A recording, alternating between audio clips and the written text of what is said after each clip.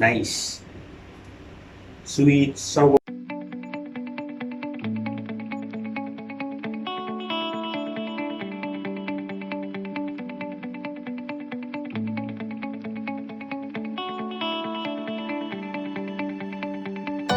Mga kabuso, and welcome back to my YouTube channel. So mga kabuso, good evening. My name is Edwin and I'm your bartender. So mga kabuso, for tonight, I'm gonna show you how to make Caipiroska.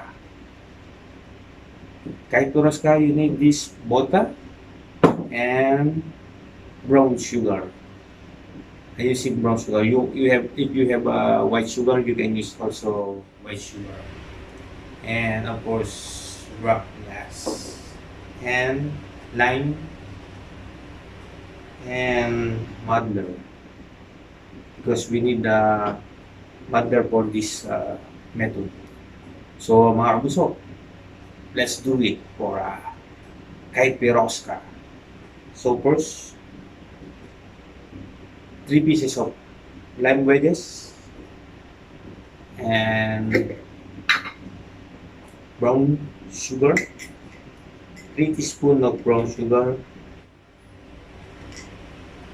This is same like caipirinha, but only the difference is alcohol. But for the caipirinha, we can use the cachaça. Same method also, modeling. So this is Caipiroska. Remember, 3 pieces of lime, 3 teaspoons of sugar, brown sugar, and modeling. Make it modeling for the. You know why we doing this one? Because of the lime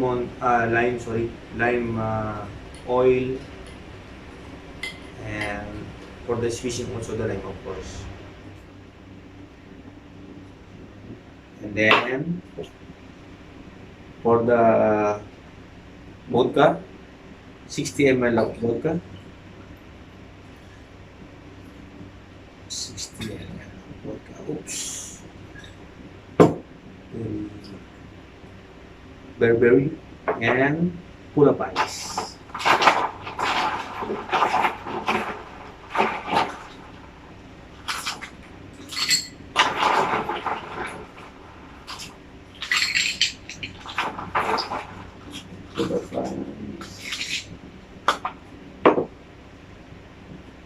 Mga kabuso, if you have crushed ice, it's better than cube ice. You know, I don't have crushed ice, that's why I using this cube ice. But if you have crushed ice, you can use this. It's better. See now, almost done. This one, no need put anything, just lime wedges and sugar and vodka. This is strong, same like heparin. See, almost done. Or else you can put a splash of dash of soda water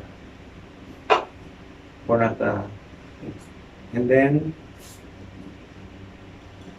for the garnish, lime oil and straw.